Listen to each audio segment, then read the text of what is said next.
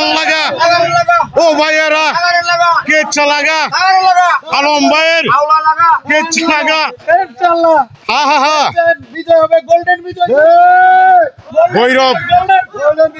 ভৈরব কুলিয়ার চরের আমাদের শরীফুল আলম ভাইয়ের জন্য ভোট চাইতে এসেছেন ওনারা। আপনারা ভোট চাইতে এসেছেন না? প্রতিটি দোকানে দোকানে যায়া আপনারা ভোট চাইবেন দোকানদারের থেকে।